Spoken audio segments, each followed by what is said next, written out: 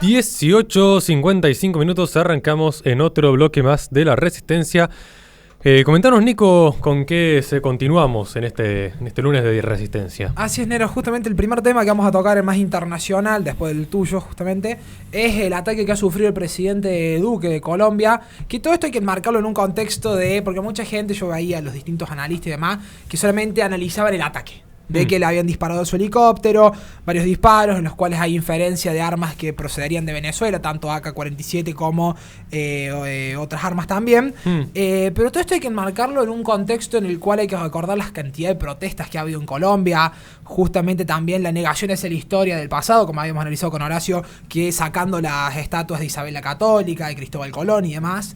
Y ahora parece ser que la izquierda justamente ya como no le gustó que Duque no se haya ido o haya llamado una reforma constitucional como la de Chile, pareciera ser que ahora empezó la guerrilla a la antigua, la violencia propiamente dicho contra Iván Duque, el presidente de Colombia. ¿Rami?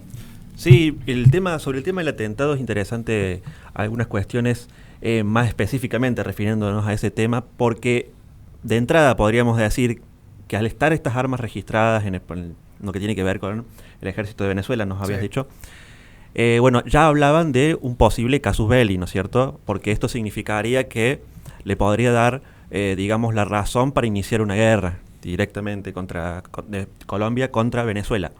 Ahora, no sé si es tan así todo esto, esta cuestión, porque digo, por citar algunos ejemplos, han ocurrido otros casos. O sea, ¿es tan fiable la pertenencia a Venezuela de las armas? Pueden ser que las armas sí realmente estén registradas para el ejército de Venezuela, pero ya sabemos que han ocurrido otros casos en la historia donde, y no es que no quiera ponerme de ningún lado, solamente hablando objetivamente, podría ser que también esto sea algo armado. ¿De parte de quién? De parte de Colombia, por ejemplo, ¿no es cierto? Porque están en una situación que quizás podemos imaginarnos varias cuestiones, podemos hacer varias hipótesis, ¿no es cierto? Porque también detrás de esto puede estar Estados Unidos. No hay que olvidarse que está el Comando Sur hace mucho tiempo ahí, en esas regiones en la Guayana, hay un territorio que es reclamado por Venezuela. Hay una larga historia sobre... Sí, no sería el primer país que hace una simulación de un conflicto para iniciar una guerra. Sí, una falsa bandera. Un atentado de falsa bandera. Pero, como digo, podría ser que sea así o no. Pero hay que poner las hipótesis porque no es nada certero. Y ha quedado en la historia demostrado que esto es así. Ahora, si fue realmente por parte de Venezuela, yo no le encuentro, digamos, sentido... Sí. No le encuentro sentido. Lo menos que necesita Venezuela es querer abalanzarse en una guerra contra Colombia, que es apoyado por Estados Unidos. Y hablando esto del gobierno de Estados Unidos, que Kamala Harris no vería con ningún malos ojos invadir Venezuela y sacarlo a Maduro y poner lo suyo, ¿no es cierto? Así que yo diría que hay que tener cuidado, porque vi que decían que Venezuela fue la autora de este delito, de este atentado, hay que ir contra Venezuela. A mi punto de vista, hay que tener mucha cautela. Bien, en nuestra función es tratar de informar con la mayor objetividad a la audiencia y tratar de darle aquellas noticias que normalmente... le pido a Rami que no haga ruido con la bolsa mientras... Que normalmente no se van a escuchar en otros espacios. Vamos a decir distintos tipos de hipótesis para que luego la audiencia pueda también investigar por sus medios y ver dónde hay quizás mayor o menor coincidencia. Ciertamente, el ministro de Defensa de Colombia analizó que podría realizarse una posible alianza entre guerrillas y ellos han sido los perpetradores, posiblemente, del ataque al presidente. ¿Y cómo lo plantea el Ministerio de Defensa de Colombia? Que podría haber una suerte de colusión entre el Ejército de Liberación Nacional y aquellos sectores disidentes de la disuelta Fuerzas Armadas Revolucionarias de Colombia, las conocidas FARC, que para los que tenemos ciertos contactos con fuentes de allí, en realidad dicen que se encuentra disuelto, pero las actividades narcoterroristas nunca se disuelven. En todo caso pueden encontrarse en algún punto más diezmadas, pero siguen en actividad. Eso como un punto que creo que es interesante y es una tesis más que llamativa, en la cual yo coincido. Uno diría no, porque también es cierto que según informa la agencia TELA, es verdad que se han encontrado armas registradas, y por eso somos precisos con el término, registradas en el ejército de Venezuela. Ahora, hay que ser muy inocente para creer que si un arma se encuentra registrada para una determinada potencia, es esa potencia la que atacó. Como si a uno jamás le hubiesen robado algo y hubiesen utilizado lo que le han robado, como el auto, para perpetrar otro delito. Digamos, que es algo muy común que sucede en Córdoba, no va a suceder en otros países del mundo, digamos. Sí, sí, sí.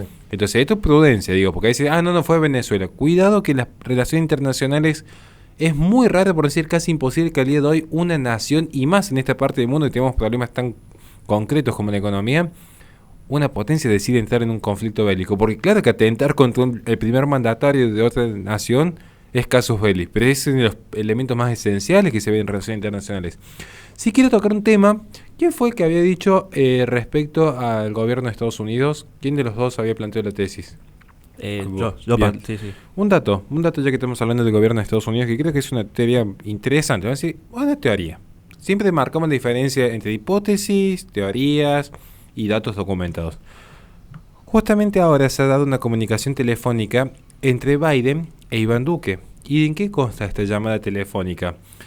En que el mandatario estadounidense ya ha proclamado que va a entregar 2.5 millones de dosis de vacunas Janssen al país latinoamericano.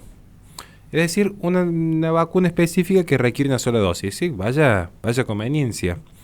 Y a su vez se da una particularidad, porque en esta llamada, ¿cuáles fueron los tópicos que estuvieron desarrollando? Vamos a atender algunos de ellos. Por ejemplo, reactivación económica, empleo, lo cual parecería medianamente racional, la agenda global por el cambio climático, es decir, ya vemos que hay intereses de ciertas potencias sobre los recursos naturales de esta parte del mundo. Ya lo planteamos en su momento cuando decimos por qué siempre se insiste en el ecologismo en cada reforma constitucional. Se dio en Argentina en el 94, se dio en la reforma de Bolivia, se va a dar ahora en la reforma de Chile, eventualmente se dará en las reformas de Perú. Y bueno, justo aquí aparece la mano invisible de Biden y del progresismo en Colombia. Y otro tema específico, ¿saben qué temas han conversado? Y yo con esto cierro como hipótesis. Justo ahora, justo en este contexto, se ponen a dialogar de un tema tan, entre comillas, relevante para Estados Unidos y Colombia. La democracia en Venezuela. Y uno dice, no es que uno se le dijo, estamos en las antípodas de la izquierda, pero no por eso tenemos que perder objetivo y decir, cuidado que ya más antes del fraude electoral de Estados Unidos, Kamala Harris ya empezaba a realizar sus famosos lobbies para conseguir el apoyo suficiente tanto de demócratas como de republicanos para una potencial búsqueda de más y mejor democracia en Venezuela.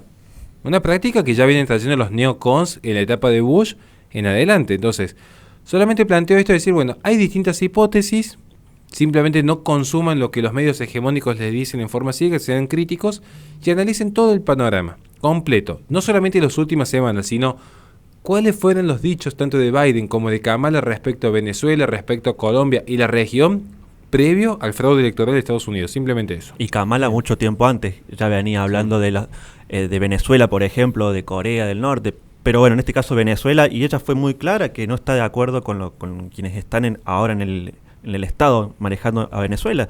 Y tiene toda lógica, más allá de que sí, es una hipótesis y hay que ver cómo se desarrolla, pero hace más de un año que venimos más o menos pensando, al menos yo, esta idea, y que, claro, hay recursos, Venezuela, Colombia, y todo es negocio, y cuando se necesita mover alguna ficha, Estados Unidos lo hace fácilmente y pueden, esto lo digo yo, poner a un títere que es Juan Guaidó y se terminó.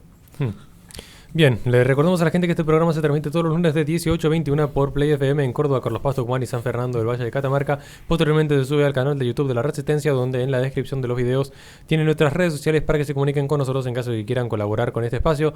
Vamos a un corte y enseguida volvemos con más Resistencia.